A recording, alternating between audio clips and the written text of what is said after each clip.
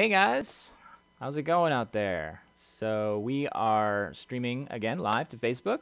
For those of you who don't know me, my name is Andrew Haley. I'm the product evangelist here at Telestream. Specifically, I work with these two products, Wirecast and ScreenFlow. And one of the things that we've been doing over the last couple of weeks is just getting on Facebook Live and showing you how Wirecast works, how you can use the new feature in Wirecast 6.0.7 to stream to Facebook, to your group, not to your groups, to your pages, and to your profiles, friends, family. You can do private streams, you can do public streams, you can do, I think you can invite only. We can check the permissions when you set up your live events. So there's a lot of options, and we're just trying to kind of have fun with you guys, do this off the cuff. We're trying to do maybe approximately one stream a week or so, just to kind of go over some of the things that we've discovered. This is a pretty new feature, so a lot of people are kicking the tires, testing it out, and just trying to figure out how to best use this new cool tool that Facebook has made available to everybody now. As I said in my last broadcast, this has been around. Facebook streaming's been around for about a year or more now, but they've been rolling it out little bit by little bit. They started with celebrities and select invite-only people. They then, a couple weeks ago, let anybody with a Facebook app on their phone stream live.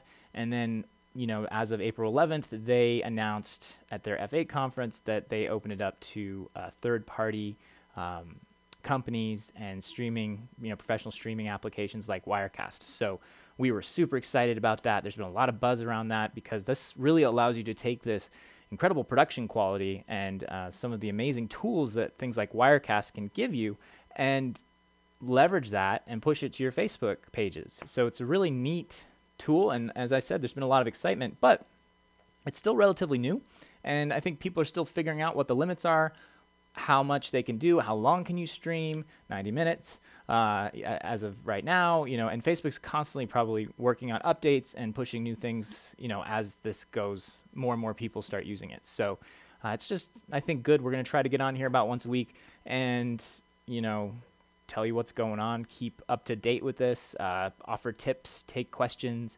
If you do have questions, by the way, you can ask those on my left here, which is, there should be a, if you click on the video, you should see all the comments there, and I'll try to get to those, during the broadcast. So all that aside, what's the topic of today's broadcast? So today we are talking about the top 5 things you should know when streaming to Facebook and using Wirecast. And these are just things that have kind of come up over the last week or so that we thought we should share. So why don't I have some slides? They're not fancy or anything, but they should get the point across. So number 1, this is very important. Don't stream copyrighted material. That is a big no-no. Facebook will flag you for that, and because you don't have the rights to it. So make sure you own the music or you've gotten permission to use it. Same with video content and so forth. That's all very important. That's kind of standard basic streaming 101. But particularly when streaming to big locations, big sites like Facebook, they're gonna get you for that. So that's our first tip of the day. We can do tip number 2, which is remember to record a local copy. So you spent all this work, you're live streaming, you've presumably turned on your lights, you've got your microphones, you've done your sound checks, your camera's going, you've done your white balancing on your camera. These are kind of all your production stuff, and you're streaming live. And if for some reason Facebook servers or you stream copyright material, something like that, or they think you did, and your stream gets taken down, you may not have access to that stream anymore or that content, which you might legitimately own or need for other purposes. So fortunately, Wirecast has a record button. So click the record button. You can record your live stream just like we're doing to your local hard drive, and you'll have a copy of it, a file at the end that you can edit, you can repurpose, do whatever you need to. Just save it, burn it to a DVD, and you'll always have that. And if you need to repost that video later, if it gets taken down or something like that, you'll have that file when you need it. So that's our number 2 tip. Just a simple one. Remember to record. It's easy to just stream, 2 buttons, stream and record. make sure you hit them both so you've got a backup. Okay, third tip of the day. Make sure you have enough bandwidth. So this comes up a lot. Some people, we kind of mentioned this in previous streams, but I just can't reiterate this enough. When you are streaming, you won't go anywhere if you don't have the pipes to do it. You don't have the bandwidth to get your stream or your signal out to Facebook. So what does that mean? Well, about 4 to 5 megabits per second upload speed. And how do you know if you have 4 to 5 megabits per second upload speed? And why do you need 4 to 5 megabits per second upload speed? Let's talk about that. I can actually show you on my desktop here. So I'm just going to jump out of this slideshow. And let's talk about first, why do you need 4 to 5 megabits per second? First of all, when you're streaming to Facebook in Wirecast, let's talk about first, why do you need 4 to 5 megabits per second? First of all, is this size. There's no other size at the moment in Facebook. High definition, let's talk about first, why do you need 4 to 5 megabits per second? 1280 by 720, and it's an H.264 stream. That you don't really need to know much about that, except that it is, it's the main streaming, the way everybody streams and compresses video to get it to fit through your internet connection. And so, video by itself in a raw form is very, very large, takes a lot of file space, a lot of data. And so H.264 just really presses that down and still makes it look good, like hopefully this video stream does now. And then, and it gets it down to about this average bit rate right here, which we can see, and I can even zoom in on my screen here, is 2,217 kilobits per second. And that translates roughly to 2 megabits per second. So we report it in K in case you have a smaller bandwidth size. Some people, 500K it's not even a megabit per second. If you have a lower internet connection speeds, Wirecast can let you set all kinds of different encoding sizes and settings and bit rates. And that's one of the cool things about it, is it gives you total flexibility over that. But when it comes to streaming to Facebook, you don't have those options. You can't go lower than this. You have to stream at approximately this rate. And this is just an average, which means that sometimes it could be higher. Sometimes it could be 3,000, 4,000 if there's a lot going on the screen. If you're a gamer, for example, some of those games can have a ton of effects and crazy things happening on screen. And if that's going on, then the data that's got to get compressed by the computer is a lot more. And so you might see a higher bit rate than this at some times, if there's a lot of action on the screen. So because the bit rate can be higher or lower than the average, the 2,217, then you need to have extra flexibility, extra room in your upload, your internet connection speed. So the rule of thumb is you take this number and you multiply it by 2. So if your average is in the middle is about 2, you double that, you get about 4.5 megabits per second. So that's why I say between 4 and 5 megabits per second, or 4,000K, 5,000K. Those would be about the range that your internet service provider needs to have available to you in order to consistently stream a high quality stream. Because if you have that extra room, then it doesn't matter so much if you go above 2,000. And obviously it doesn't matter if you go lower, but if it goes above, then at least you're not going to run out of internet connection upload speed. So let's see how you might test that. Let's talk about what that looks like. So if I open my browser here, and there's the Facebook page we'll be streaming to in a moment. You should, before even beginning your streams, just do this kind of routine test. Go to a site like speedtest.net. There's a lot of them out there. This is not the only one, so it's not a big deal. And hit flash. It's not happy right now. So we're going to begin the test. And you should just be able to test your download and your upload and your ping using a site like this. And it'll give you a rough idea of what you can push from your connection. So again, it doesn't matter how powerful your computer is, your graphics card, your camera. If your internet's connection is really poor, or your upload particularly, like some DSL lines are great with the download speed, but they're not so great with the upload, then you're going to run into problems. So this is the test that we really care about, which is the second test, which most of these sites typically do, which is your upload speed. So you can see there we're running about 75, 76 megabits per second upload. So that's plenty. We have a very nice connection here at Telestream. So I'm not worried about my upload speed. All I need is about 4 or 5, and I have quite a bit more than that. So that's a great test to run. Once you've run that and you've made sure that this number here is about 4 to 5, and maybe run it a couple times, try some other sites. Another good one I recommend is testmy.net. This is a cool site because they'll actually build a profile for you. So if you come over time, you can actually test on like the beginning of the month and a couple days later and then a few weeks later, and you can kind of keep coming back and you'll see your previous results compared against your current results and see, are you losing speed over time? You don't have to remember all that. It'll track it for you. So that could be really helpful, especially if you're trying to prove to your ISP that you need, there's something wrong with your connection or it's inconsistent over time. So a great site for that kind of thing. So again, you can test and compare across multiple sites. I don't have, just one that I recommend or anything like that. So once you've satisfied yourself that you think you have enough of an upload speed that you're good for, to hit your target bit rates for Facebook, then you are pretty much ready to stream. And so what we can do is actually start a stream here. So I'm just going to authenticate, and it already remembers my name, and because I asked it to remember from last time.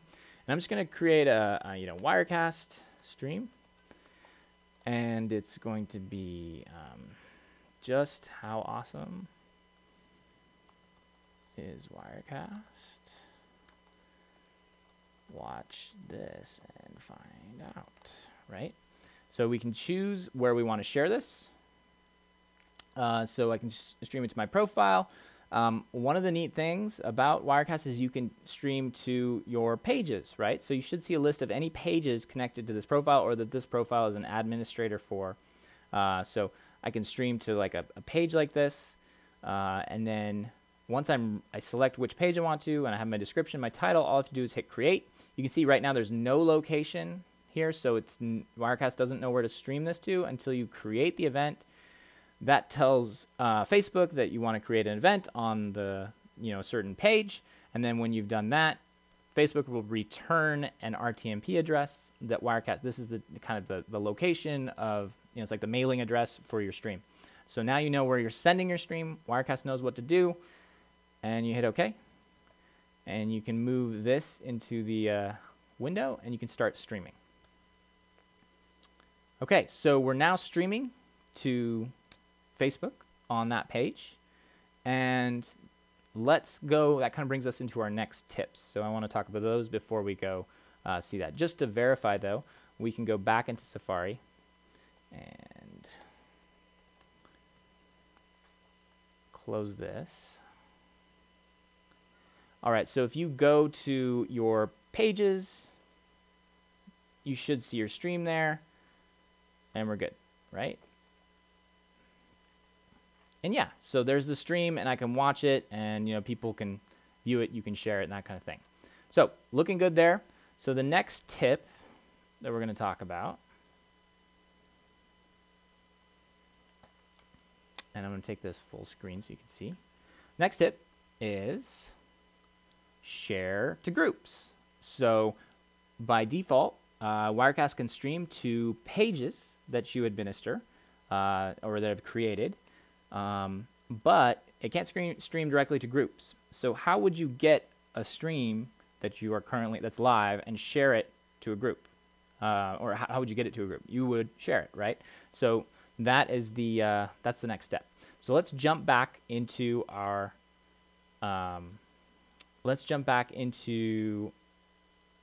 browser here. And so I've got this stream. It's coming in live. It's going to my page here called The Cause for the Community. It's just a page I created. And what you can do is actually choose to share this. So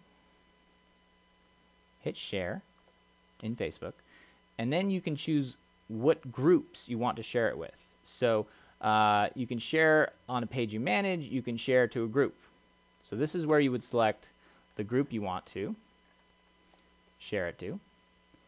And then type in the group name or groups if there's more than one. So in my case, I'm going to share it with the group of groups, which you may not be a member of, sorry, but I am. And then you would, you can say something like this, like, hey guys, hey exclusive group members, this is an awesome video or awesome live stream happening right now. You should watch it. Watch it.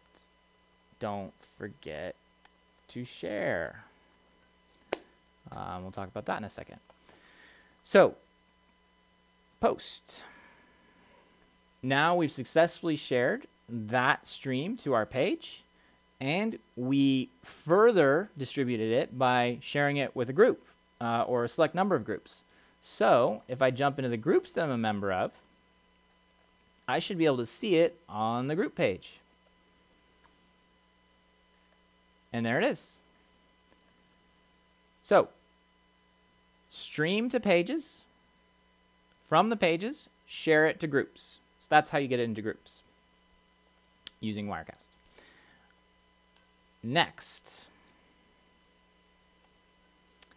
pin it is I want to actually make sure that it's going to stay relevant, and then I've asked or promoted or told my friends that they should share it. So ask your friends to do the same thing. Share it with their groups, share it on their pages, share it on their friends.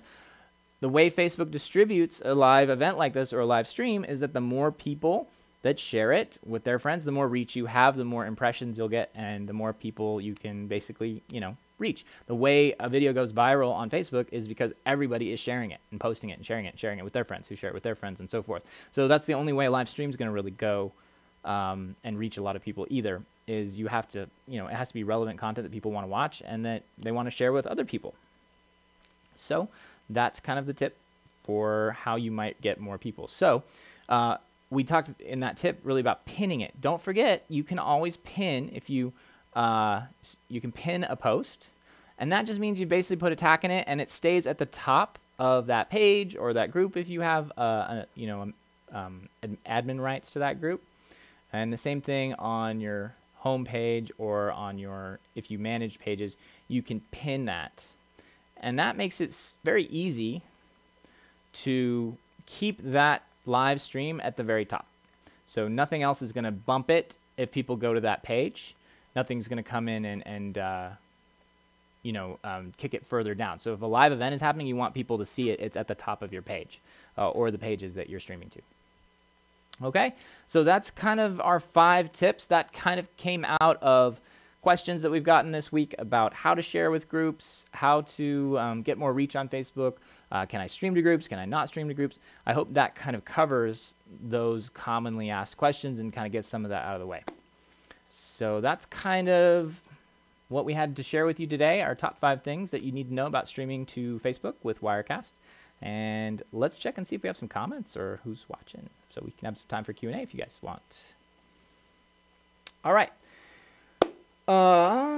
Let's see. Rob. Hey, Rob. Good to see you again. Can we stream our games that have local ads? I don't see why not. You should check Facebook's use policies. I'm not an expert on that stuff, so that's really a question for Facebook. Again, I'm assuming if it's content that you own or have the right to distribute, I don't see why that's a problem, but I don't know for sure. So that's a great question, and if we find out the answer, I'll get back to you on that, Rob. Can you stream exclusively to a private group? Lisa Strong. Yes, I believe you can. The only issue with that is you've got to set your privacy settings. So if we were streaming back on Facebook, let's go to output settings. Hit OK. By default, because this page is public, then it's going to be a public setting for privacy, right?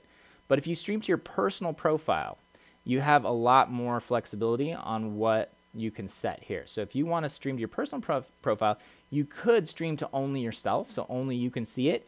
And then I haven't tested this, but I'm assuming from there you can then share to exclusive groups.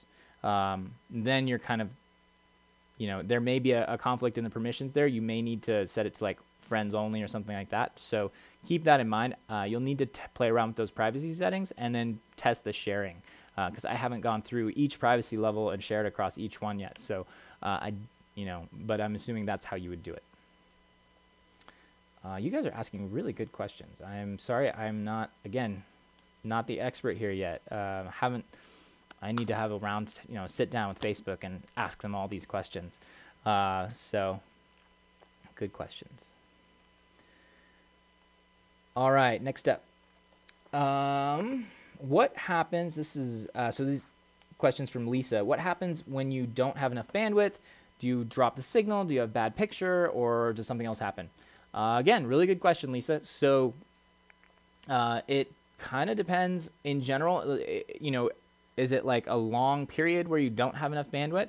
If your bandwidth just drops or your internet connection drops, then obviously the connection will be severed and you'll need to reconnect or restream. So that's kind of in an abrupt like power outage type situation, or a plug is pulled or something like that. Or if a squirrel temporarily gets in, bites the power line or something, the phone line or something. So that would be a temporary drop. In that case, you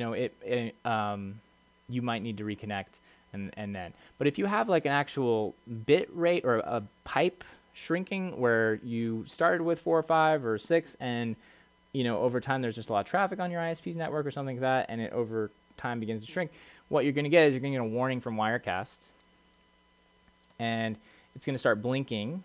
Your stream button will start blinking, and your connection rating will go down. So you want to be in the green up in the corner there.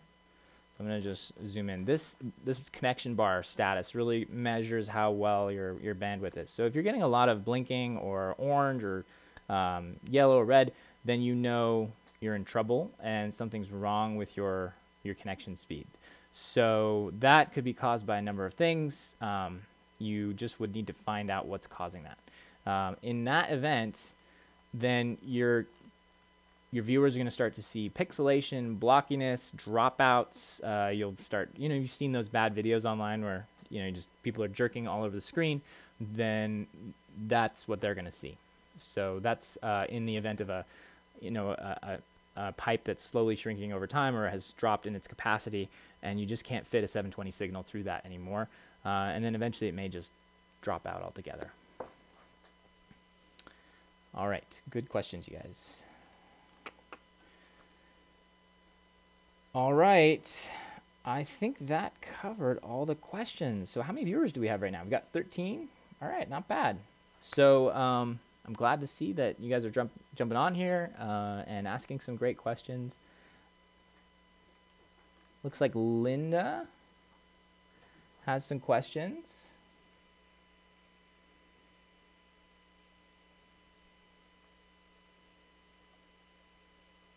So Linda, your question is related to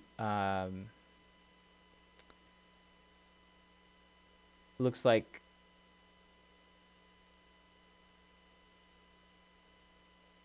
the music that your boyfriend is streaming, and I'm a little unclear on how you phrased it with the cuts and cut live and all that stuff. Sounds like he doesn't get cut off on sites like YouTube, and you're wondering if it's the same on Facebook. If that's your question, then I doubt it is. I don't think they're using the same technology to determine what copyrighted material to turn on or off. So you may get different results depending on where you're streaming. So I don't think you can depend on that. Facebook will pull off your stream and you won't be able to find your video, and you'll get a message from them saying that your content was flagged or something like that. So that is how they deal with content issues. You then have to either challenge that or and in order to get your videos reinstated. Whereas Facebook, YouTube, or does it a little differently.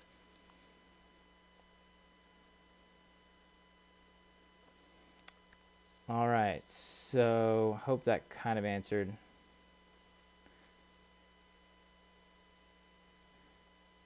There are some workarounds, so it sounds like you're kind of figuring those out. Yeah, I don't know. I haven't really messed with that too much, so I think it's going to be depending on how you set up your streams, what kind of music you're using, where your microphones are, and then how well the audio levels are. There's some basic streaming licenses you can buy that give you the rights to incidental music from certain songs. Like it's a very complex world, the music rights and what you have allowance to stream and where and so forth. So, you know, you might want to look into a music company that licenses or gives you streaming licenses so you can cover that. Especially like Rob, you do sports. There's often music played at the games. You have microphones turned on. They can hear the music in the background. That can be a situation where you may want to have that covered.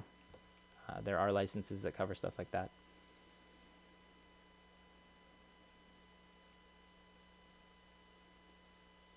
Yeah, Rob, I'm not a lawyer, so I can't say, but you will be able to determine that on your own. So I'm sure you'll figure that out.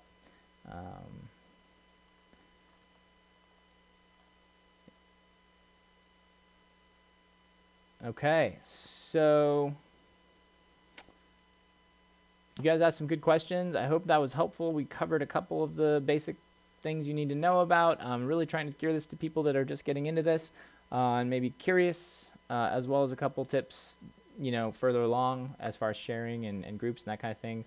Please, if you have tips with sharing or experiences on Facebook that you want us to share on here with others, hard-earned advice, please let us know, and we will. I'll work that into a future broadcast. So I think that covers it. We've been streaming for a little while now. This is fun. I'm glad I got to hop on here and do this. We'll try to keep these kind of casual.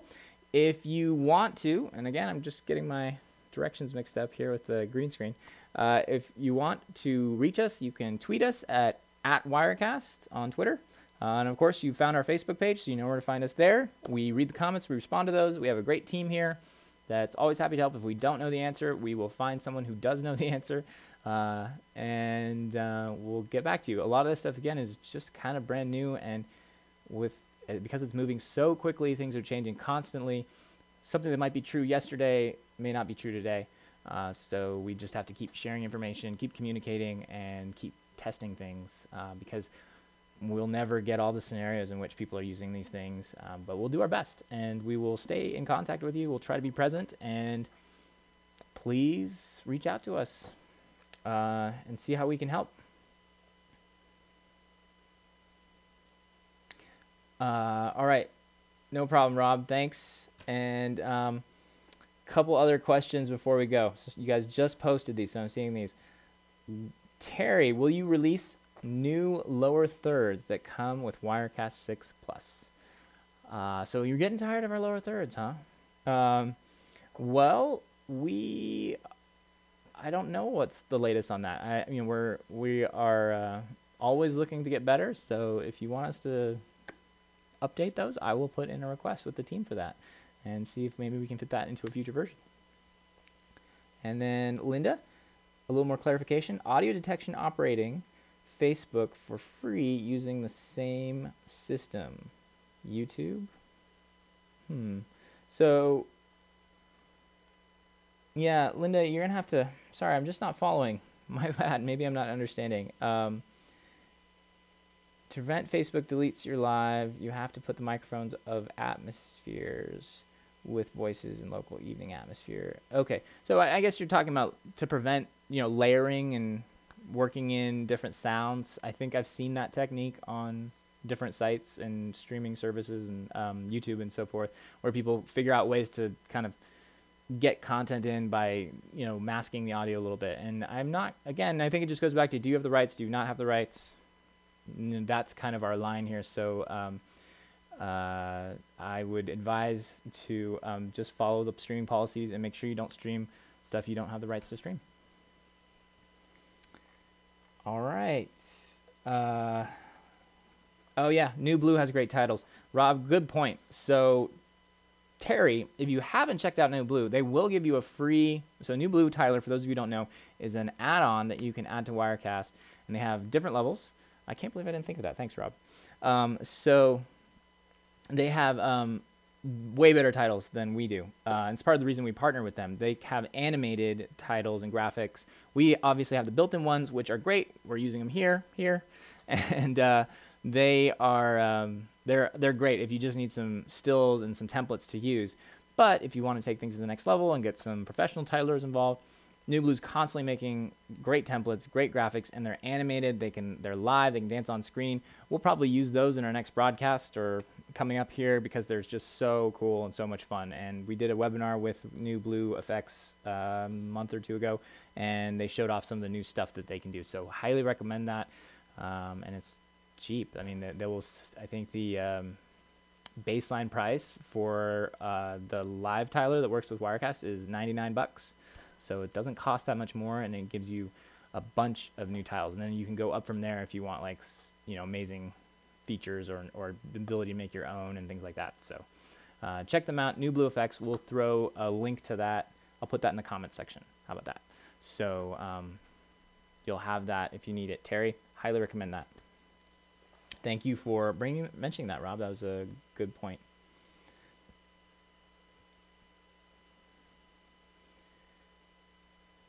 So Linda, can you hide the number of visitors for live Facebook because it's embarrassing because you don't have 14 visitors? Can you hide the number? No, I don't think you can. Facebook just tracks that, and they tell you how many viewers you have, and that's how many you get. So we'll try to. I think our last broadcast we had over 100 viewers, so we were doing pretty well on that one. This seems a little more low key, no problem. The Facebook. If you guys share it with your pages and if this is useful, then send it out there. We've actually been getting pretty good response on our impressions and people watching the videos. So we'll just try to keep making them, and hopefully they'll keep being useful for everybody out there. But as far as my knowledge, I don't think you can hide it. I think people are going to see the number. So just keep that in mind. I will, in our previous version, in our previous video that I did, I showed you the facebook.com/live map, and you can see across the world who's broadcasting using the app and things like that, and see how many viewers each one is getting. And they make the dots bigger based on who's viewing, how many people are viewing. So the biggest dots have the most viewers. So what are you gonna do? Just keep track of it that way. All right, guys. Well, I think that's enough for today. We're gonna sign off here. Guillermo. All right. Last question here. What about live posts and comments? What can be done with Twitter? So let's say I wanted to bring these comments into this broadcast, and we haven't attempted that yet. What we would do is use Desktop Presenter to capture the live, just the comments section, and kind of bring it in as an overlay, and we could put it on the right of the screen or something. It would really just be a screen capture of those comments, but that might be one way to do it. In the future, we may look into integration with API and that kind of stuff. So that could be something we do up and upcoming at some point. But for now, you just do a live capture. Twitter is our only API integrated social media platform at the moment. So good question. No controls for other ones inside the app yet. All right, that's it. I'm going to sign off today. Thanks, guys. Hope that answered your questions. Great questions. I'm sorry if I didn't know the answers to all of them, but we'll keep trying, and I will follow up with you, Rob, if I find anything else about advertising, local ads, and things like that. So keep coming, keep the comments coming, keep contacting us, let us know what you want to see. That's all for me. I will see you next time, probably next week sometime, depending on when we do the next video or next live stream.